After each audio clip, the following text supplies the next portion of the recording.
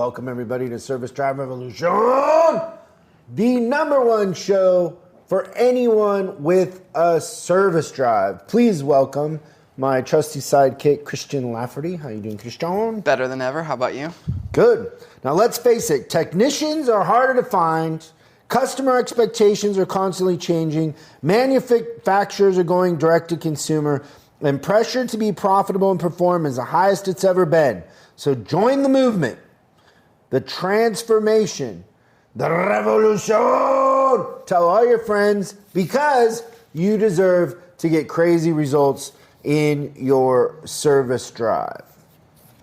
Today we're going to talk about the second half of my marketing books, my eccentric book list here that I'm sure people are going to learn some things, and there's going to be like a, what? What is he talking about? Yeah. This is over my head. But I would encourage you to have a pen and paper ready so you can write these down. There's no way that we'd be able to put all these links in the description for you. So write them down. Also, we're going to answer your questions. Remember, if you call in now, we don't read them anymore. We make you do the work. If you call in a question and we play it on the show, we will send you some awesome swag. Some trucker hat. Did you hear how seriously our viewers are taking this stuff? Yeah, and by the way, it doesn't just have to be about the service drive. Your question can be about relationships, the economy, whatever, your kids' homework. I will give you the answer, and if I don't know it, Christian will. Yeah. So call in with your questions. I think there's way too many questions about repair authorization. There seem to be quite a few. A topic that may be becoming a dead horse. And so, also, everybody that listens to the show, we're having a quarantine get-together in Vegas because Christian's going to Vegas to get a tattoo, and everybody's welcome to be there to witness it. It's going to be fun. Why are you going all the way to Vegas to get a tattoo? Because the person that I want to do the tattoo is in Vegas. Male or female? Male. Male? What's the person's name? DJ Tam. DJ Tam? Yep, Tambe. And that's spelled Tam? Tambe, yeah. Tamb. Tamba. I may be pronouncing it wrong. Tambi? It's possible. Let's call him Tambi. Oh, I'll ask DJ him when I get Tambi. there. What are you getting? Where Wolf. are you getting it, first of all? Shoulder and a wolf. One wolf. One wolf for now. Two. Three wolves for later? What do you mean? No, 2 wolves total when it's all said and done. So Is this tattoo artist like, is his specialty wolves? very much so. Really? Yes. Missy found him for me. Interesting. And she knows her stuff when it comes to tattoos. She has quite a few tattoos. She's got 4 at least. Okay, so why just one wolf? Oh, I just noticed this. So, well, why one wolf? Ultimately, there will be 2. I'm just doing 1 to start. But there's the whole premise behind the tattoo is that there are 2 wolves that live inside us. And You have 2 wolves inside of you? I would say very much Both so. are parts managers? One is a parts manager. One is actually working F&I right now. But I think he's about ready to cross over. Why would somebody working F&I be a wolf? I don't understand the analogy. Don't you think you have to be? No. Okay. No. I don't understand the analogy. You don't understand the analogy of there's 2 wolves inside us and the one that lives is the one that we feed? Yeah, that's the old... It's the old tale. Indian thing, right? Okay, if you're listening to this, I'm going to describe a book that I'm holding. If you're watching, you will see it in front of you. But for a long time, I would go into this bookstore here in Los Angeles that had books that were like special editions in a case. And I would look at this book, and basically what it is a white coffee table book that looks like somebody trimmed their pubes on it and then glued them to the book. It's sealed in plastic. Yep. Right? And I would look at this book, and the back is even weirder because the pubes are taped on. So it's a big white book in a plastic clear case, but the book looks like. Do you trim your pubes, Christian? Yeah. It's like you trimmed them on the book and then glued them down and then sealed it. It's the oddest thing I've ever seen. It says, this issue of Visionaire contains images of extreme sexual nature. If this kind of material offends you, you should not purchase this issue. So I would look at this thing, literally, bro, I'm not joking, for 3 years maybe. I feel like you took me in there once and showed me the book before you bought it. Like we went to, so there was a restaurant by that bookstore that we would go have drinks and eat at all the time. And I've bought a lot of books at that bookstore. They're really nice. And every time I would look at this thing, and it was expensive, like it was hundreds of dollars. And then earlier this year, pre-pandemic, it was my birthday. Mm-hmm.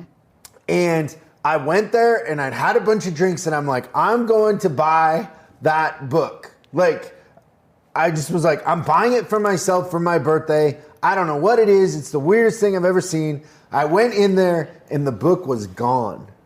Frightening that someone else besides you wanted that. It sat there for 3 years and literally when I asked the girl at the front, because they know me, I was like, hey, what happened to the book with the pubes? That's the only way you can describe it, right? Somebody bought it Tuesday or whatever. Yeah. And I was like, wow. I go, I want it. She goes, oh, I could get you one. I'm like, really? You can get it? She's like, yeah, I can order you one. So she ordered it. And then it came like 2 months later. It took forever to get, but I have it. Think of how many days it takes to make that thing. The funny thing is, I've never opened it. I'm scared to open it. I'm great with it in the case. So here's for adults only, keep out of the reach of children. This is...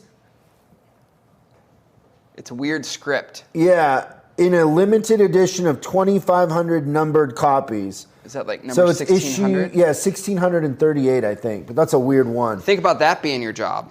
Yeah. So 2,500 books. We may never know because it's explicit in nature. Probably not something we should open around the office.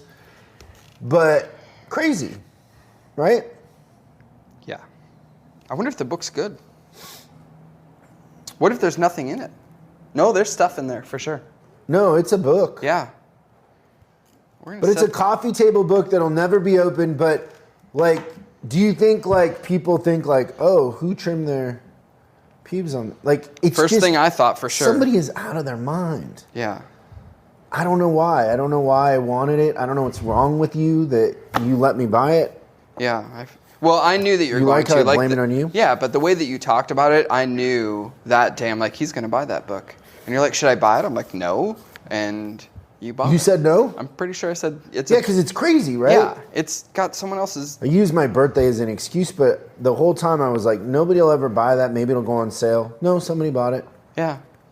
But it's a great conversation piece, actually, all kidding aside. It's kind of neat in a weird way. It's nuts, is what it is. Nuts. Gosh. So I'm assuming they sold 2,500 of that? Yeah. Yeah, okay. There's a possibility you're not even the first owner on this thing. Well, no, it's sealed. It's got to be brand new. But what I'm saying is that the sealed version may be in circulation like a piece of art, right? I don't know what you mean, but maybe. Okay. Okay, you want to go through my marketing books now? Definitely. Okay, the first one, when we're talking about, we had a coaching meeting, our online coaching meeting. We were talking about marketing, the future of marketing, driving customers into the service drive, how to create loyal customers, retention, the psychology of it. And in the feed, some of the managers were asking, hey, what marketing books would you recommend? And my mind locked up because there's so many. So I spent a little time going through the office. These aren't even the ones that I have at home. But marketing comes in so many different, applications, right? Because marketing is your reputation, it's the customer experience, it's your actual advertising, it's the science of advertising, all of that, right? Yep. So get a pen and paper and write some of these down. The first one I want you to look into is David Ogilvy. So he is kind of considered one of the pioneers of advertising agencies. Now, this book that I hold in my hand is the unpublished David Ogilvy, a selection of his writings from files of his partners. And then what's funny, because this is like a, kind of a limited thing, this was handed out in an event. Please join us, Ogilvy and Mather's New York Orchestra staff meeting.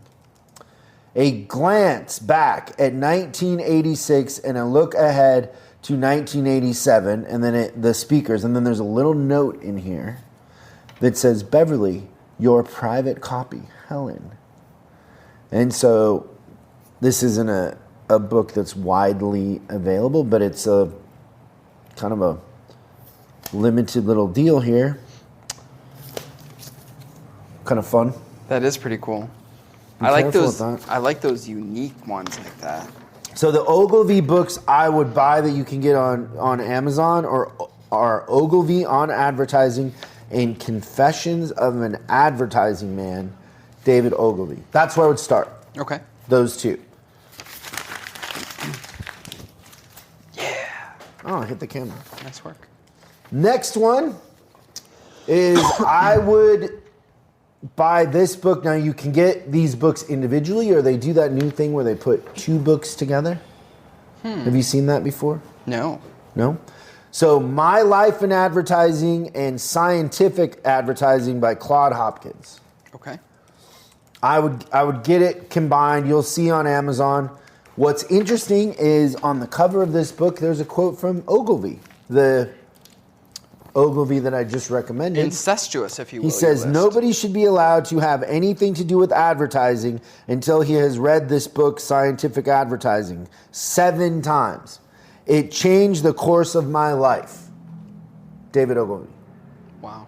The legend, David Ogilvy, said that. So, there you go. My Life in Advertising and Scientific Advertising. 2 works by Claude Hopkins. Order that, dude. It's going to take you a while to read that. I do not believe that's on Audible. The next one, and I was talking about before how I like propaganda posters. Yep. Because they're visual, they get attention, they make a strong statement, they're very bold. There's a book by Edward Bernays. Is Like the Bernays sauce? like what you put on... Eggs? Is that no, Eggs Benedict? Eggs Bernays? Benedict. Yeah. Bernays. Edward Bernays, and it's called Propaganda. Read that book. That book's great. Propaganda. Everything is about propaganda. Sure is. That's a great one. You know what's odd about that is I have 2 copies of that book and I couldn't find it anywhere. The next one, this book sells for $1,000. I know you're looking at a piece of paper, but sells for $1,000 new. Wow. The good news is I found it online as a PDF. So that's how I got it. So you can find it as a PDF if you look around. Okay. But it's Stealth Marketing by Jay Abraham. How to outmaneuver, outwit, outmarket your most formidable competitors before they know what hits them. I like it. I like the theory behind everything there. Stealth Marketing by Jay Abraham. It's hard to find a real copy of it, but you can download the PDF online. I feel like you want that. I can send you the PDF if you want to read it. It's pretty good. No, that's a solid title and subtitle. Okay. Then I've talked about this one before. I love this one. Look how worn out this thing is. Yeah, So this is The earmarked and Barren everything, Letters by Gary Halbert. So I talked about at the end of the last show, Dan Kennedy. Dan Kennedy worked for Halbert. So Halbert is kind of the pioneer. A lot of marketers kind of came through Halbert's office. And I know a lot of people that hired Halbert or went to his conferences. I would get the Barren Letters and read it. So what's funny about the Barren Letters is these are letters he wrote his son Barron from prison. Really? You can learn a lot about marketing from a convicted felon criminal. Yeah, for sure. But that's not the point. He was the kind of the pioneer of certain types of direct marketing and a philosophy. He also there's a website out there. So if you Google Gary Halbert, his kids sell some of his stuff still in his newsletters. So you can download a bunch of them on their website for free. But we here in the office have the actual newsletters printed out that they sell. And I think that sells for it's like $1,000 for all of them. But they're great to reference when you need subject lines or you're writing copy for email or something like that. They're just great for a swipe file. You want to have a swipe file, but the Barron Letters and then anything by Gary Halbert, any of his courses, you can find them on YouTube, all of that. Next one, kind of one of my favorite books, and this one is at home, so I don't have it here to open it up and read it, but Damien Hirst. The artist Damien Hirst. So I talked about before Warhol. This one is called I Want to Spend the Rest of My Life Everywhere with Everyone, One-to-One, Always, Forever, Now. Let me try that again. I want to spend the rest of my life everywhere with everyone, one-to-one, always, forever, now. By Damien Hirst. Great book, a lot of pictures. Makes you work for it. Some of the stuff he writes backwards, upside down. It's kind of, or the copy I have is interactive, so you got to pull little levers and do little things. But you do not become one of the top selling artists of our time by accident. Agreed. He understands the human psyche, and just starting to understand his process and the amount of research and work he goes to it's marketing. His one of my favorite quotes of his is something to the effect of you got to get him to pay attention before you can get him to care. Something like that. So if you can't get him to pay attention, you can't get him to care. So I want to spend the rest of my life everywhere with everyone, one-to-one, always, forever, now by Damien Hirst. Super omnipresent, right? What does that mean? That you're everywhere all the time? This is another one by Damien that just shows you, maybe don't order this book, but I like it. Shows you kind of the amount of research he goes in for stuff. It's a lot about death.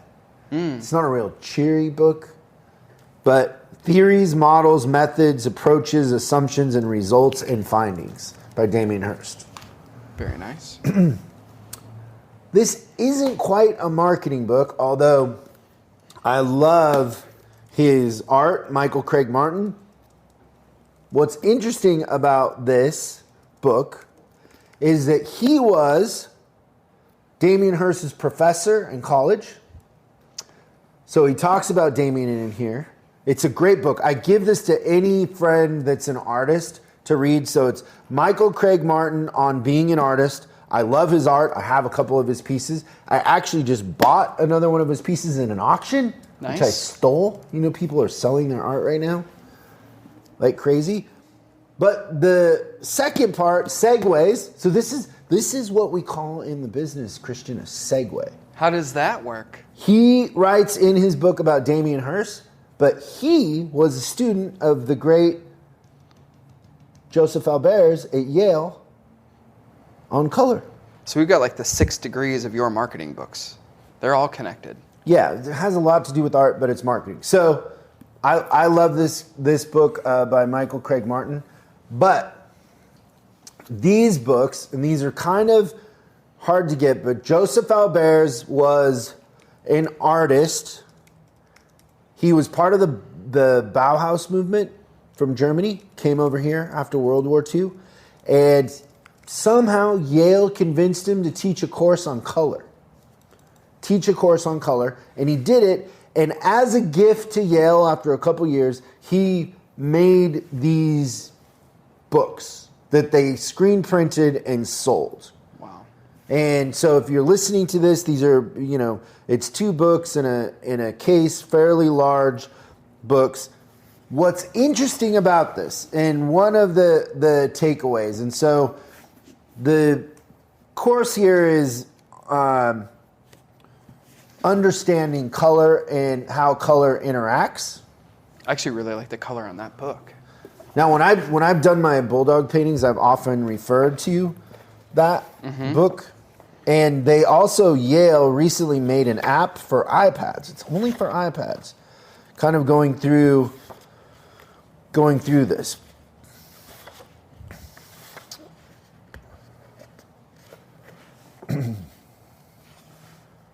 And I don't think I want to read this whole first couple pages to everyone, but the premise of the setup here is that color is perceived differently by everybody, and the way color interacts changes the color. The way the light shines on a color, the texture of whatever the color is put on changes the color. The other colors in the room with the color changes the color, and colors together. So like in there, he teaches you how to make 3 colors look like 2, that sort of thing, and what colors go together but clash, that sort of thing. And so that's kind of the setup in here. Is the first thing that he would do is he would show everybody Coca-Cola, a red Coca-Cola can, and then he would show them 30 different reds, and nobody could ever pick what the red was once the Coke can was gone, because it's in your imagination. And That's so awesome. I think that understanding marketing and understanding advertising is understanding how the human mind works and how perception of things and the interaction of things changes perception. So the Joseph Albert's introduction to color is incredible. Next one, I love these sort of books. So you can buy the New York Times will do their best headlines. The LA Times has one, their best headlines. And then this one is called Newspaper Design, editorial design from the world's best newsrooms. But just understanding how copy works, how the eye moves, what a headline should look like, when you should bold something, how things should be structured, the architecture of it, all that is very, very important. The second one, same thing, is called Visual Journalism, Infographics from the World's Best Newsroom and Designers by Gestalten, Gestalten. There's some really cool stuff in that book. Yeah, we've looked at this Yeah. book together, haven't we? Yep. We were trying to figure out how to explain the financial statements in an easy way, and was there something else we were trying to do? Yeah, that was the main thing that we're looking for a pictogram of, for sure. So we did these videos, a series called How to Understand the Financials in 30 Minutes. Yep. And we referenced this book when we laid out our worksheet, and it helped a lot, right? Yep. It helped to look at all the different crazy designs and ways that people present information so you can understand it. Yeah. There's an art to that. There was, because the information in itself was like, it was really heavy and kind of boring to look at and everything like that. And it made it really, really interesting. The visual part of that whole deal. There's a lot of times we've made the information we're exchanging really visually appealing, and it makes it more digestible. Did you ever watch Mad Men, the No. show? The rumor was that Mad Men was kind of based on this next author, because he was kind of the original marketer, George Lewis. Okay. So I have a bunch of his books. I just grabbed 2, but I probably have every book he's done. Probably my favorite one is George Lewis on his creation of the big idea. It's interesting. He did the logo for Midas in here. He also did all those Esquire covers, like the one with Muhammad Ali and the arrows going into him. But for a while, he did the covers for Esquire. But his advertising agency did tons of crazy ads that were really, really effective and editorial. But in this book, he shows his inspiration for different ads that he created. So you might not know that he created the ad, but you've definitely seen the ads, and he shows you what his inspiration was. One thing that I learned from him in another book that I kind of tried to do as much as I could is he lives in New York, and every Sunday he'll go to the Met there, the museum, And so oftentimes, at least once a week, I'll try to go to LACMA when it's open. It's not open right now because of COVID. But I would try to go to LACMA and just look around and kind of absorb it. But it's amazing. The other one here that I have is The Art of Advertising, George Lewis on Mass Communication. And same thing, just his ads, like he's legendary, but tons of different print ads, magazine covers, ads for, big businesses, logos, all of that he's done in here are great. You start to understand how a lot of things that you take for granted, like logos and the way things are laid out, have a purpose or a meaning behind them, right? Yeah, he's pretty darn prolific in terms of successful things too. And then my last little batch here that we were talking about on the coaching meeting about telling stories and how it's not about the commodity. You got to tell better stories. Stories endear the customers to us. So some books here that help with that. These I don't know how you say it. Do you say Taschen? Let me see. The publisher, Taschen? Yeah, that looks Taschen. They have a couple books that are really good. So this one is called Alchemy and Mysticism. Just understanding how people buy into fables and the visuals from different eras. But it's genius. The best one, same publisher. So there's not really an author on these. Look at this. Look at how worn out this book is. Oh, yeah. I've used this book a lot, but it's called The Book of Symbols. And it just goes through different symbols. Like, what do things mean?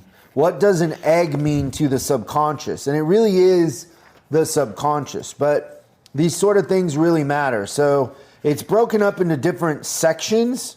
So creation and cosmos, then water, air, wind, and weather, fire, light, and darkness, and earth. And it's fascinating, like what a lake means to the subconscious, or what burying somebody in the ground means, because it kind of insinuates a rebirth, because the body decomposes and then the grass grows, and all these different symbols that help you understand that the pictures that you use really, really matter, and the analogies and metaphors. And then that's a big part of it. A big part of the leadership training that we have coming out is the use of metaphors and how important metaphors are. And so these books are great insight into that. In the same vein, Man and His Symbols by Carl Jung is genius. Referenced it as much as that book. An artist that I think does metaphors and uses words in a unique way that just kind of make you change how you think about words and art is Ed Rushka. Okay. He's a California artist, but famous. Look at this one. So this is one of his books. Look at this. Howdy, Chris. You got a howdy? Howdy, Chris. Nice. I like it. Do you want to know the truth, though? That you just got lucky and that happened to be? So I bought this, and it said it was signed when I bought it, and it came, and it said, Howdy, Chris, and signed Ed. But it's not, I'm not the Chris, but I'll take it. It doesn't have to be that story, right? Yeah. But he's great with metaphors. Like, I love his stuff, and it's just fun to see his application with it. So we have tons of his books here too. That's definitely a good benefit of having one of the most popular names in the United States, is that if something's signed, it's probably to Chris. Yeah, Chris. Then this book is called Aesop's Fables, but I like referencing these sort of books about metaphors and fables when you're writing emails or copy or a book or trying to tell a story, because these stick. The reason why these stories have been around so long is because they stick and they have a higher meaning. Mm-hmm. When you start to understand stories and fables, you start to understand that there's a meaning. Like, do you know the meaning behind Jack and the Beanstalk? No. Do you know the story of Jack and the Beanstalk? Yes, the magic seeds planted in the ground. Beanstalk goes up to the ceiling. Then well, what not the happens? ceiling, but to the sky. And then Jack climbs it, finds a giant up there, and the giant tries to kill him and eat him. How'd I do? Good? Yeah, I mean, there's some things you missed, but yeah. So goes up there. The giant's wife says, "You better get out of here," because he eats little boys or whatever, something like that. And then he runs away, runs down the beanstalk, cuts the beanstalk, falls down. What happens to the giant? He dies. But where does he fall? I don't know. Back to the ground? Where he is reborn? No, that's where he belongs. Shoot. So the metaphor is you have a higher self and a lower self, and your higher self is the better part of you, the good part of you, the confident part of you, and the lower self, the mean, old, angry giant got in there. And so sometimes your fear and negativity mixes with your better self, and you have fear of failure and that sort of thing, but it's an illusion. And so he cuts it down and it comes back down into his lower self. Yeah. And then heaven is free again, right? Wow, I had no idea about all that stuff. But it doesn't surprise me because I'm not like batteries. I'm not included in everything either. I like that. You snuck that in. I did. And I didn't have to do the, I don't know, because I really never know. It was interesting. Somebody got one of your jokes the other day and I was like, what? How did you think of that? Right. So I never, it's never, your punchlines are never what I think they're going to be. But so there's a bunch of books on marketing. I hope that you enjoyed that. I maybe sparked some interest. You can see how eccentric I am. This really is just scratching the surface. There's a little bit of insight into you in this, though. That's pretty cool. It's a neat list. I like it. Then I promised you a couple documentaries. So on marketing, I would watch The War Room, which you can find on YouTube in sections about Stephanopoulos and Carville getting Clinton elected. It's a documentary. It's great. And the lesson in there is they had one mantra. It's all about the economy's stupid and how you get a president who was caught, or a candidate who was caught cheating on his wife, when back then that was the end of your campaign, to beat a sitting president, which rarely ever happens. And it was all about the economy stupid. And then those guys go and start a political consulting firm. And there's another documentary called Our Brand is Crisis. Now, Our Brand is Crisis was made into a movie. That's not the one. It's the documentary. It's kind of hard to find. But the documentary, Our Brand is Crisis, watch what they do in Bolivia. They take a candidate who is got like 10%, he's polling like 10% to win in less than 60 days. And then it starts a revolution because they agitate everybody so much. But those two documentaries are genius for marketing. So The War Room and the documentary Our Brand is Crisis. And there's also Darren Brown, the illusionist Darren Brown, has a little video. It's like 7 minutes. We always play it for everybody. Oh, yeah, the zoo one. It is. I just type in, when I Google it, Darren Brown advertising, and it comes up. And basically the premise of it is that he gets two gentlemen from an advertising agency in London to create a campaign for a fictional business. And they do it, and then the campaign is exactly what he wanted them to create, and how he got them to think that way, and how our subconscious mind pays attention to everything. And it's funny, at the end of it, he says, you have no idea how much work I put in to get this outcome. And then he shows you, and it's genius. It's like 7 or 8 minutes long. But Darren Brown advertising on YouTube, fascinating.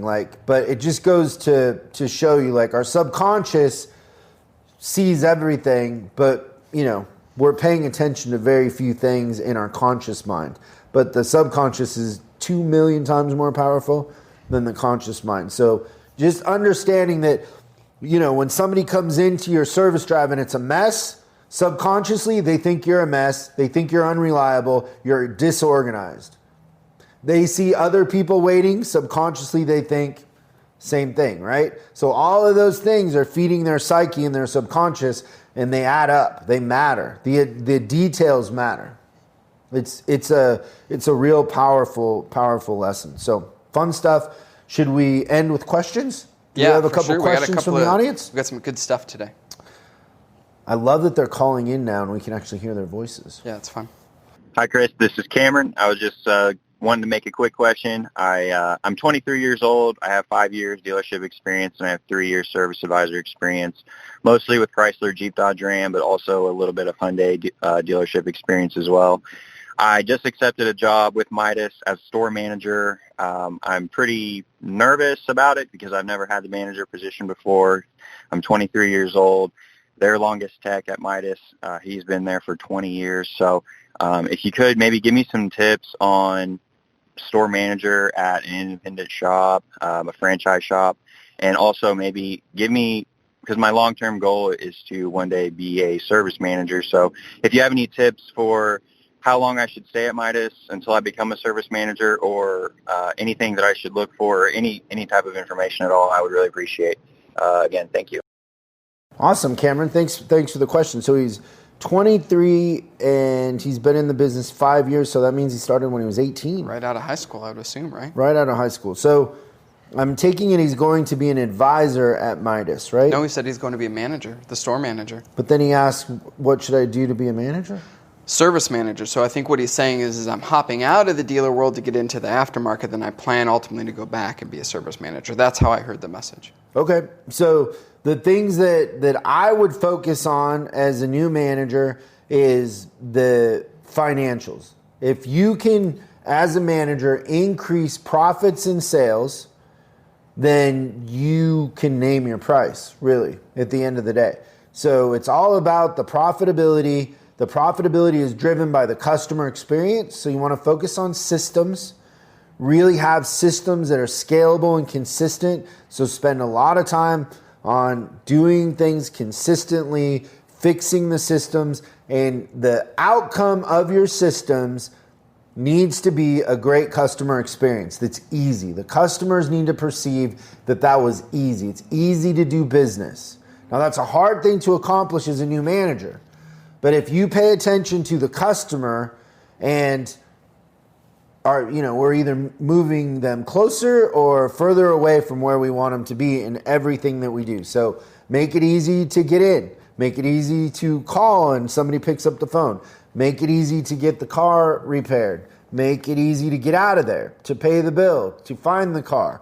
All of those little things, right? We ruin the experience if they come to pick it up and their car is gone or the keys are lost, that sort of thing. Those are all systems, or like our friends in Canada would say, the process. It's all about the process. Could be the process. Process.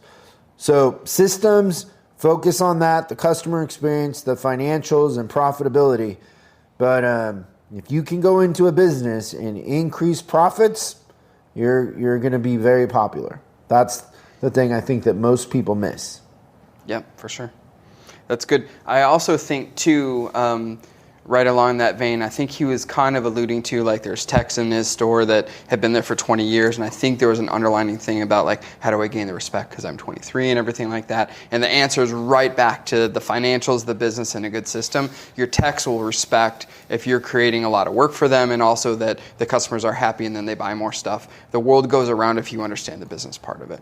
That's how you get the respect of the techs in the shop. The thing that I found, because I was always the kid, right? I was 24 going into service departments to fix them, and the managers that I was working with would be in their 50s or 60s. I was 29 when I became a general manager with 400 and something employees of a very large BMW Mini dealership. And what I found is they would say something about my age, but I just made it about the systems and the goal, and I tried to make the goal a mutual goal that we were working on together. And when they saw that I was fair, that I worked harder than them, I showed up, I was serious about what I was doing, I was educated, I was learning, I was open to ideas, and I just wanted the results. And I didn't need to be right. I just wanted to win. I wanted to get better every day, and I wanted them to come on that journey with me. The age thing became irrelevant. So I think it's important if you're young to listen and to get everybody around you involved in the same goal, that you're doing it together, and you're probably gonna have a few people that have to go away. You gotta understand you can't change people. So if you have somebody working for you that doesn't want to do good, doesn't care about the customer, and doesn't want to get better every day, you might not be able to change them. And you need to find somebody else, and quickly. Like, that's one thing that I learned right away is I quickly had to move. I had a lot of sacred cows. I had to move them out of the way. So I gave them offices and big titles. And everybody new I brought in, I would give them this speech like, hey, listen, you're going to, our nickname's the Country Club because these managers have been used to selling, there's more customers than we had cars for a long time. Now we have more cars than we have customers, and we have to have systems and accountability, and we got to ask for the sale, and we have to have salesmanship and some sort of funnel to get customers to buy. And so when you see them sitting there not doing anything, I'm holding you to a different standard. You're on my team. And so if I see you not getting up and saying goodbye to a customer, you not doing this, you're gone, and I'm getting somebody else. I need you to be the first one through the wall. You're held to a completely different standard if you want to work here with me, because it was really easy in the beginning for people to fall into the country club mentality. And those guys had a narrative that, oh, he's young, he doesn't know what he's doing, he's got all these lofty goals, but he doesn't, I remember my, so funny. I wasn't even general manager yet, but people knew that I was going to be announced as the general manager. And I get called into this office by one of the sacred cows. And he's like, listen, I just need you to know one thing. Our competition 10 miles down the freeway had just built a $40 million building, and our building was built in like the 90s and it was old or whatever. When you say Santa Ana, you don't think luxury cars. We don't have the building. We don't have the parking. Like, the whole list of why we couldn't do it, with the closed door and the very sincere whole thing. And we did it. That was not the narrative that won. And, I had people that were untouchable, that I couldn't do anything with no matter what they did. They were on the life plan. So I had to be creative. I enjoyed that. I thought it was fun. Like, I literally sent a manager home for 3 months and paid him just so he would never talk to a salesperson because I couldn't get rid of him. But I was better paying him to not be there than to have him there. So I just sent him on a 3-month vacation. Nothing I could do. He was a sacred cow. Yeah, that's awesome. But now I got an answer for that, right? I didn't sit around and feel sorry for myself. So just enjoy it. But people want somebody that's fair, that will listen, that wants to get better every day, and then surround yourself with people that are like-minded. Understand that when you run into somebody who doesn't want to change and doesn't care about customers, you might not be able to change them, and you might just need somebody else. Give them every chance, but that's one thing is I've probably given people too much time in that scenario, and if I had to do it again, I would have popped them quicker. And you would have been better off, because every time you've done that, I bet you look back and you're like, every time you got rid of somebody that you were supposed to get rid of a long time ago, something better comes into its place, and you're like, oh crap, yeah, why didn't I do this, right? Jeez every Louise. time, I don't know how many times we have to learn that lesson about waiting too long. Yeah, but it is what it is. Yeah, but good luck. Great question. Yep. Awesome. Thanks, you guys. I hope you have a great week, and we'll see you next time on Service Drive Revolution. Thanks so much for watching this episode of Service Drive Revolution. We're uploading new stuff every day, so make sure you subscribe and click the bell icon so you don't miss out. If you have a question you'd like us to answer on the show, call 8333-ASK-SDR and we'll answer your question on the show. That's 8333-ASK-SDR. For special deals on our books and training, head over to offers.chriscollinsinc.com. Now that's offers.chriscollinsinc.com. I'm Chris Collins, and I'll see you in the next video.